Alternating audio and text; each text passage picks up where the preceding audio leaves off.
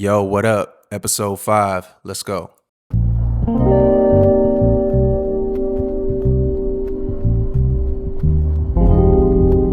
Everywhere, always.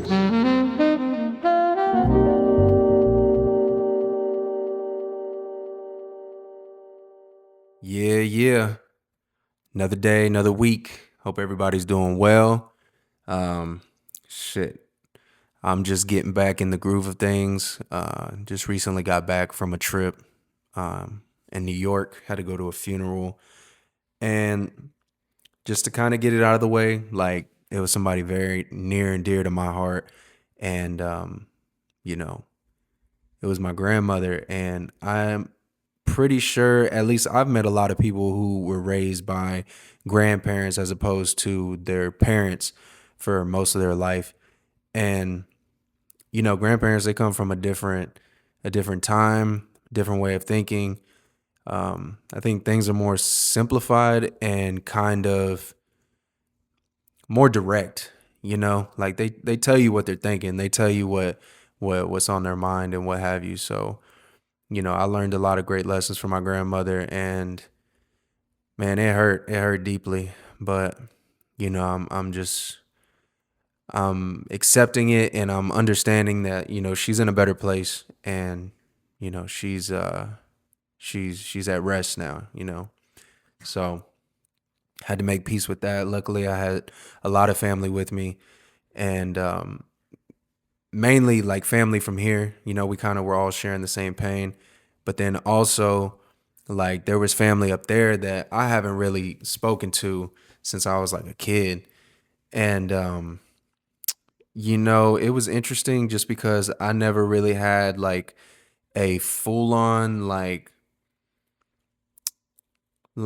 family relationship to where it's like, yeah, I'm gonna go see my cousins or my aunt or whatever. It was kind of just like, I only know y'all or talk to y'all because of my grandmother. But being being an adult now and being able to make my own decisions and speak for myself, and being able to carry a conversation is different. And things change, people change, grief can change people. So um I ended up having a bittersweet time. It was very sad and emotional overall of why we were there. But when it got down to it, just being with family as a whole and being around people who loved the same person that I loved was it was good. It was nice. It was really pleasant for the soul. And I feel like it went probably as good as it could have went for everything considered. But yeah, it was interesting, man. And like I said, I think it's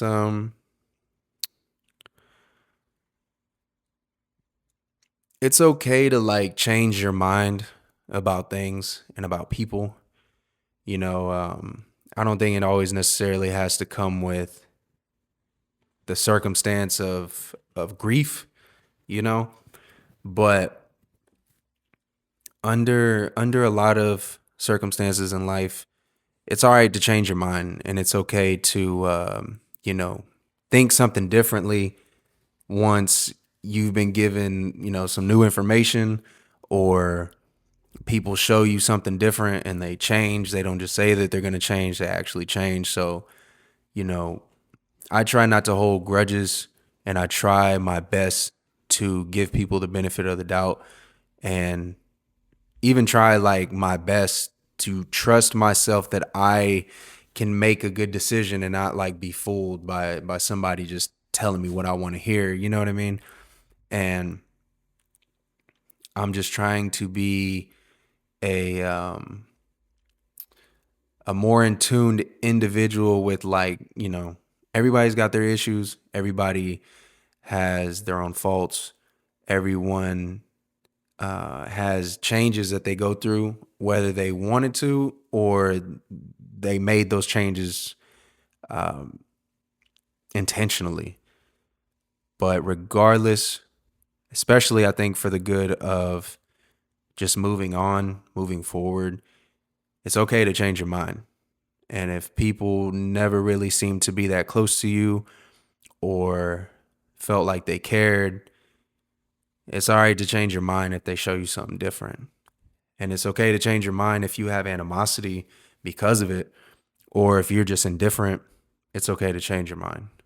And I think that's a big lesson that I learned this past weekend of, it's all right to change my mind about people that I felt like I knew. And maybe this is a chance to get to know people in a different way. And yeah, yeah, it's okay to change your mind, especially like, and I want to move on from that. I just want to say, rest in peace to my grandmother. She was a great person, great woman, and she will be forever missed.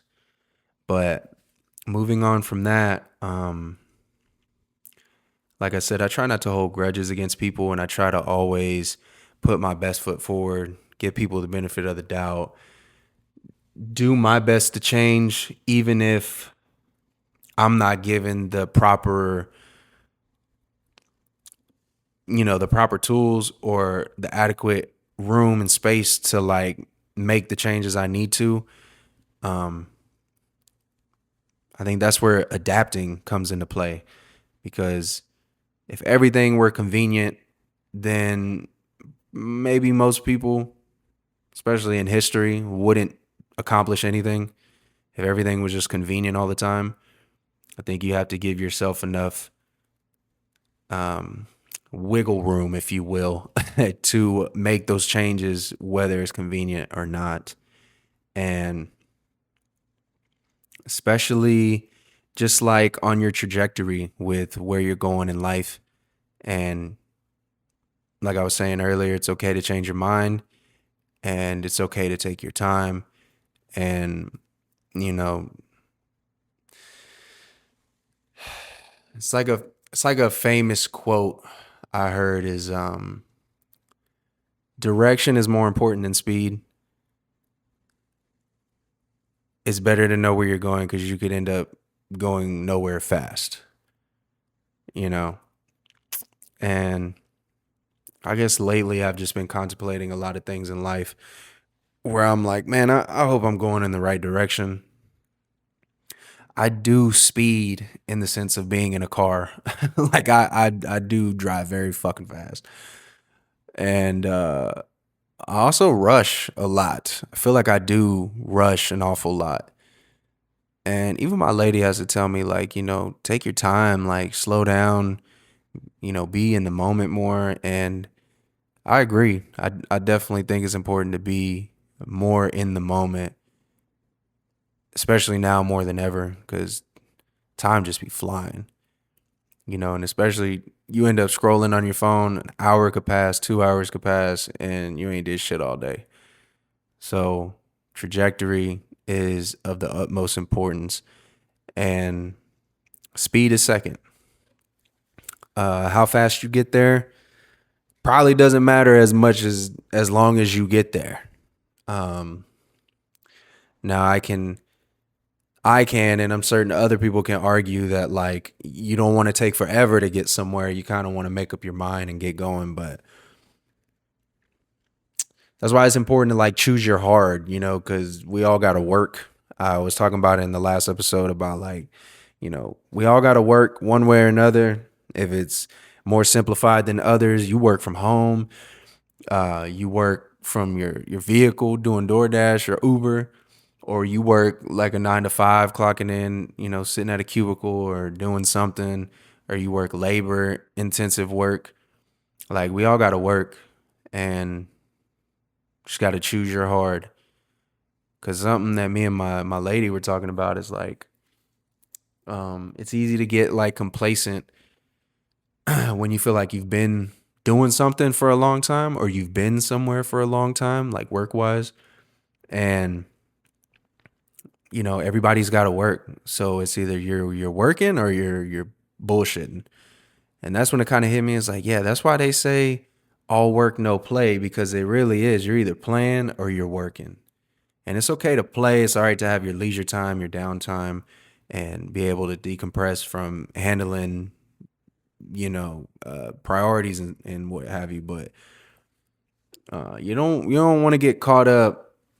A, going nowhere fast. B, not even knowing your trajectory. And C, playing all the time.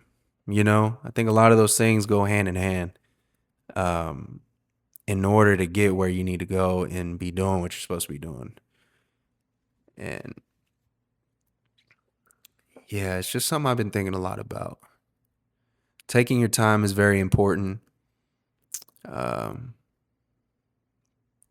and in ways you can feel like you have all the time in the world, but at other times, you know, especially if you go to a funeral, you can see like, time is time is kind of short in life, you know? So it is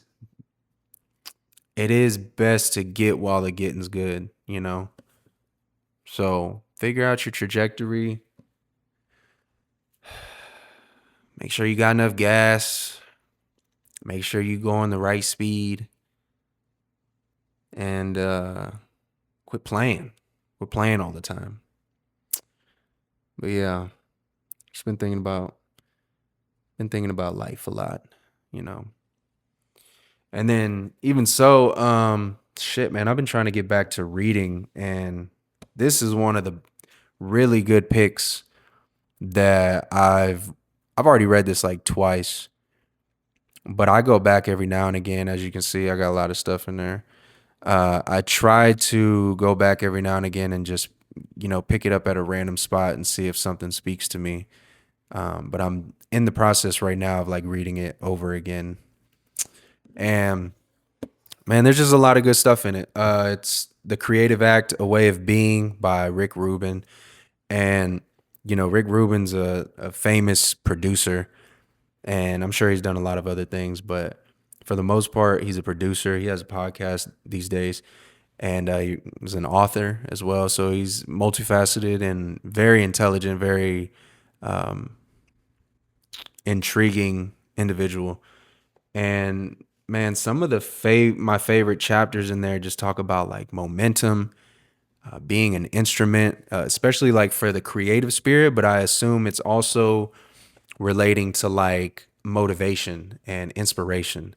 Because again, if you're just sitting around just playing all day, I don't know how much inspiration is going to come to you about like trying to get ahead in life or getting your priorities in order or keeping them in order.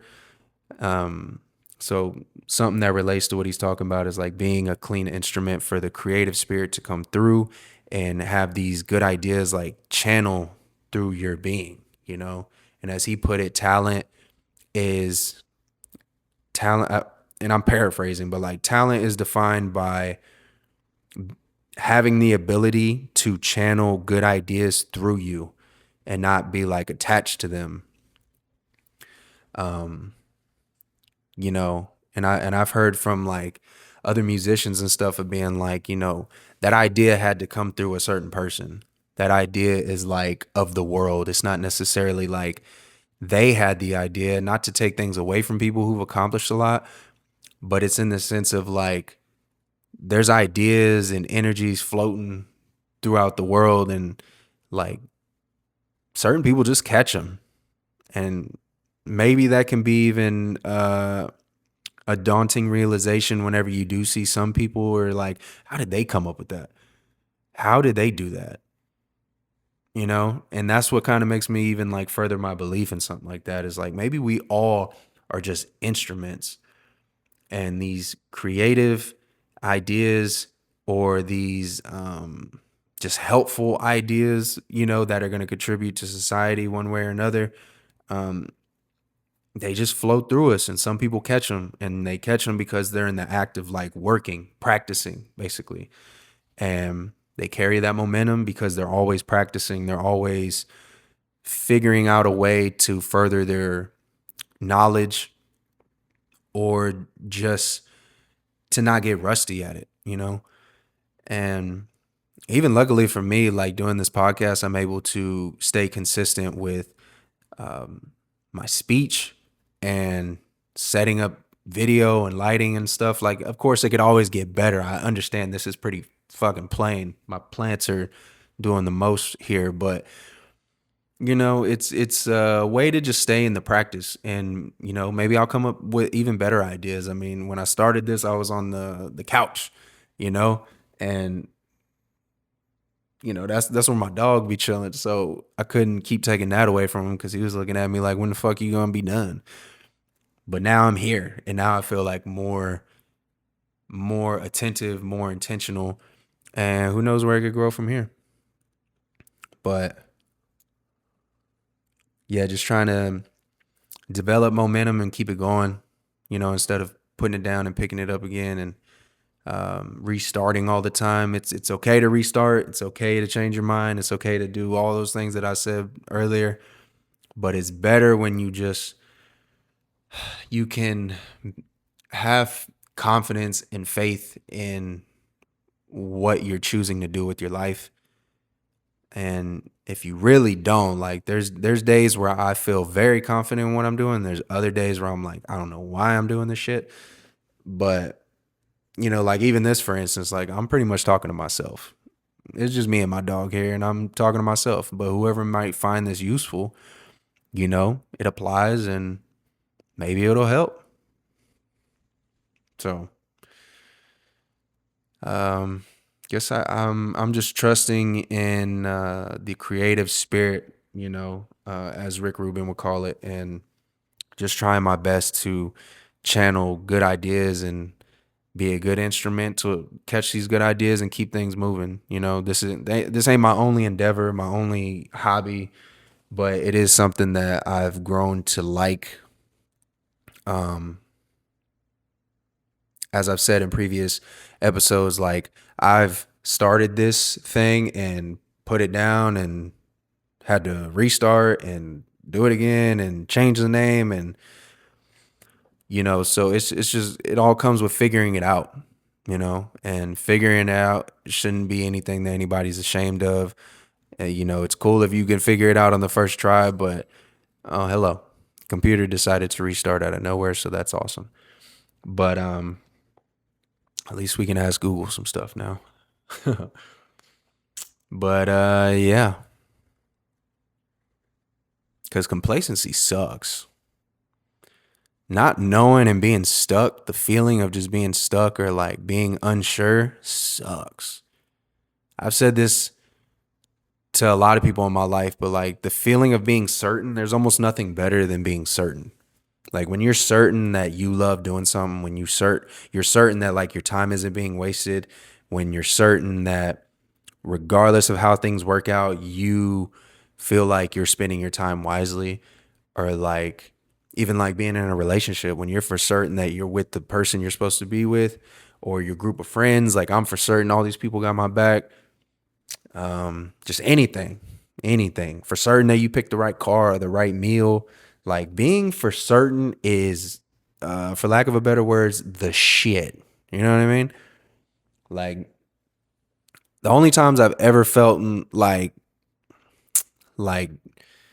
just down about anything in life is because I was uncertain. I had no idea, But you got to keep trudging through, and you got to keep making the best of your circumstances, and continue to you know point your trajectory in the right direction just based on what's going on with you. So, you know, like I said, choose your heart, man. Most things in life are difficult, but the fact that we get a choice is probably the most, I don't even know, just it's cool. It's cool that we get to choose at least, but choose wisely for sure. Uh, let's see. This weekend, I definitely didn't choose something wisely. I chose to do something I normally don't do, which was bet, gamble. And what I bet on and gamble on, not the World Cup, not the NBA Finals. I ended up betting on the UFC fights at the White House. What is going on with the UFC at the White House? I've never been somebody who's like America, but it's also like, what the fuck are we doing having UFC fights at the White House? It took me a minute to get over the shit because I'm just like blown away. Like, what is this world coming to? It reminds me of the movie Idiocracy. If anybody's seen Idiocracy, you know exactly what I'm talking about, where just the most randomest shit is going on and everyone's just like okay with it. But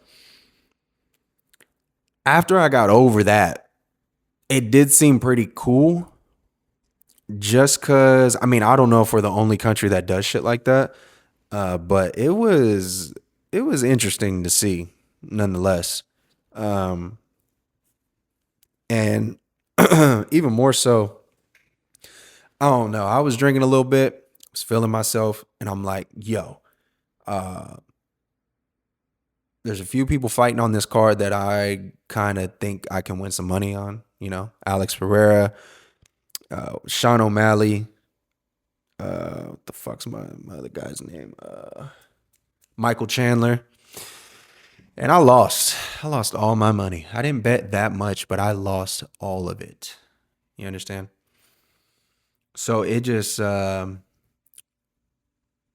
further confirmed what I know to be true, and that is me absolutely not needing to gamble. Okay, I don't need to be gambling. Anytime I've ever stepped foot in a casino, I lost all my money immediately. Didn't even take an hour, and like I don't know. I'm not cut out for that shit. There's just so many things. I'm like, dude, I wish I could at least figure it out a little bit so I can have a little bit of fun. Nope, not happening. Gambling is not one of those fucking things. So lost all my money on that shit, and will not be doing that again. Cause then I started thinking like, dude, I could have spent that money on groceries. I could have spent it on gas. I could have spent it on fucking just about anything. I could have burned it. I could have gave it away. I could have threw it in a fucking body of water. Anything would have been closely related to that because I didn't make no damn money. But it is what it is. That's why I don't do that shit at all. But and what's crazy too is I thought because it was on Sunday the UFC fight shit, and I kept thinking it was Father's Day, and then I was informed today that no, this coming weekend is Father's Day, so it kind of sucks because I feel like a lot of people might even think that too. Like they think Father's Day is one day and then it's not. But when Mother's Day comes around, like everyone knows what Mother's Day is. You know what I mean? Like mothers, and not to say they don't deserve it, but it's like ain't nobody gonna forget Mother's Day. You feel me? So I just think, man, we need to treat fathers a little bit better, especially the ones that are around that are like holding the household together and providing and being a good person and not a piece of shit. Like, I think they deserve some praise. I think they deserve a present and maybe not a coffee mug or a fucking tie. you know, I'm personally trying to figure out what I'm gonna get my pops because he's a hard worker. He's a strong individual and like he likes gifts, but he doesn't like gifts in a way. Cause I feel like I don't know, he's one of those people that just doesn't like accept them well. Like he doesn't expect a fucking thing from anybody.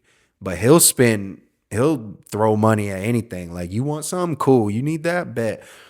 But yeah, I don't know. That's why it's so hard to gift him anything.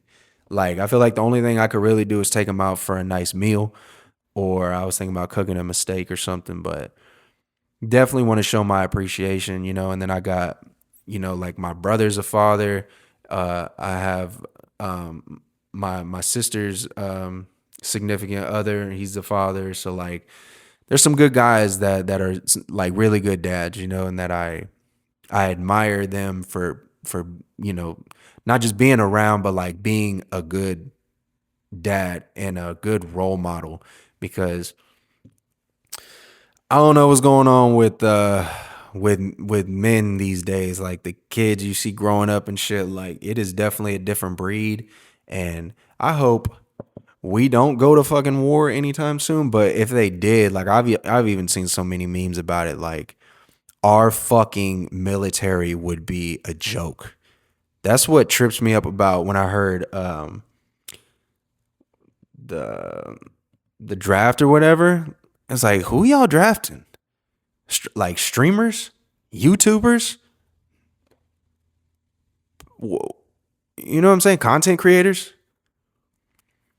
Do you think any of us have any military background? And not to group myself in there, but I do understand you're watching this on YouTube or Instagram.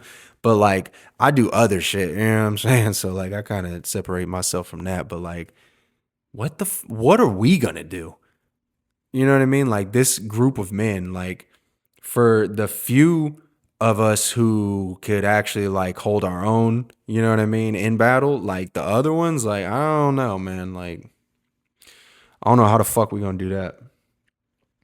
It's kind of scary to think about. That's why I hope everybody just keeps their cool and Trump just stops fucking around and we ain't got to worry about none of that shit because that's a nightmare to say the least.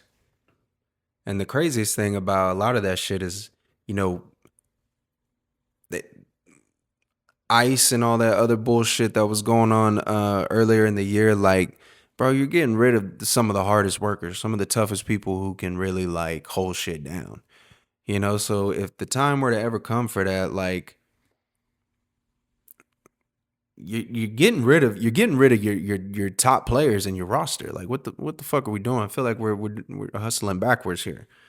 So it really don't make any fucking sense, man, how shit be going. But I'm not into politics and this ain't no political thing. So, but you know, all that shit bothers me, man, because so my pops is Mexican, so I'm half um Mexican and my mother was born here. So I'm half and half, kind of like Selena.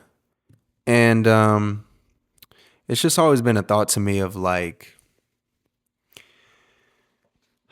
I guess the easiest way to put it is like, you know, I wouldn't have any issues, especially being in Texas, if I just learned Spanish. Because then I could be fluent both ways. I could help, you know, an American communicate with Hispanic and vice versa. But man, Spanish is fucking hard, you know. But my dad would also tell you that English is fucking hard too. So, you know, trying to figure that shit out. But I just always been conflicted, man, just cause like I'm trying to like like indulge more in like Mexican culture because that's part of what I am, right? But it's like I don't know. I don't know how else to say other than it's fucking difficult. You know what I mean? And I don't want to come off as like somebody who's like what is it, like appropriating somebody's culture, you know? So I always try to tread softly and try to ask like the right questions, especially to my pops, like how do you say this? How do you say that? You know, because the dialect is different. You don't everybody don't speak the same Spanish. Everyone's a little different. And some of the cool things too is like my pops and some of the guys that I know, they can pick out like someone's nationality just based on how they're speaking Spanish. Like they say things in a certain way, or like their pitch goes up, or they use different words instead of some other words. And it's just crazy how they could pick that shit up. It's fascinating, not like crazy, like weird or anything, but it's fascinating. And I definitely want to get to that point where I can understand different dialects, speak in different dialects, and just like really, really like hone in on being fully what I am. You know what I'm saying? Like not just being a Texan. Because I mean, it's cool being a Texan, but like the Mexican culture and heritage is like a very beautiful, beautiful culture. They have such rich history and like there's so much to learn. I ain't even been to Mexico yet, so that's like number one on my list. But man, and it's funny. I referenced Selena earlier, and like I love Selena growing up. The movie, I watched this shit so many times. I love her music, like the actual Selena. And like a line in that movie, or just a scene from that movie when the dad was telling her like, you're Mexican and American, so you're having to know like perfect English, and you have to know perfect Spanish, and you have to uphold these things in the right way at all times. Like it's almost like twice as hard, because you can't just be an American and you can't just be a Mexican. You have to be able to manage both sides of yourself. And for the most part, I feel like they're, especially in Texas, is like the melting pot.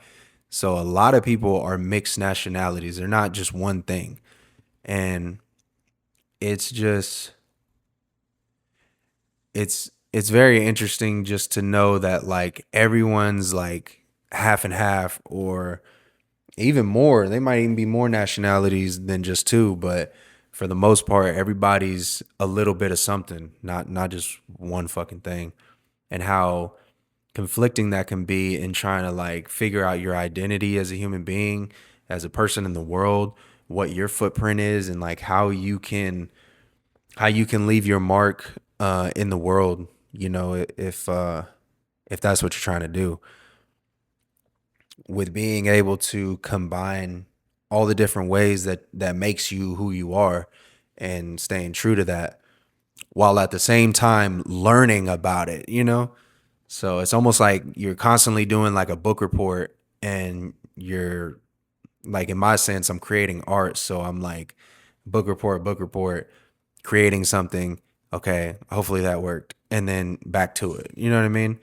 Dude, this computer is tripping me out. But that's how I've been thinking about it lately.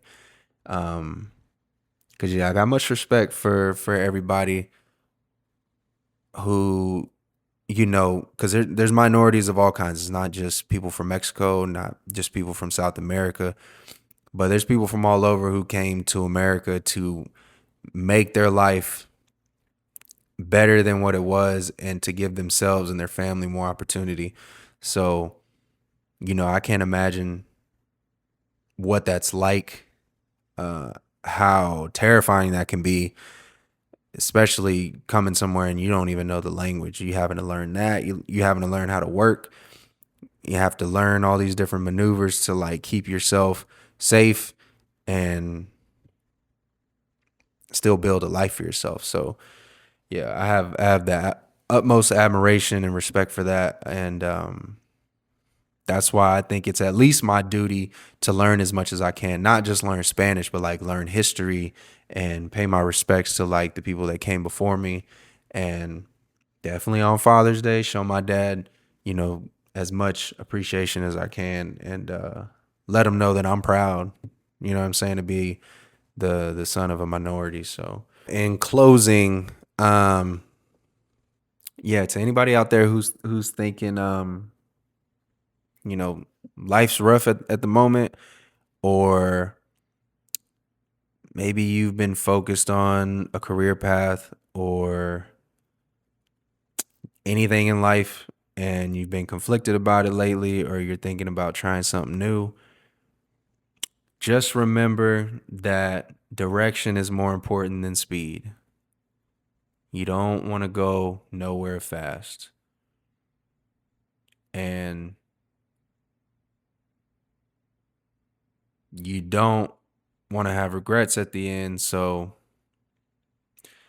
make sure you take your time, and make sure that everything that you're doing is worthwhile.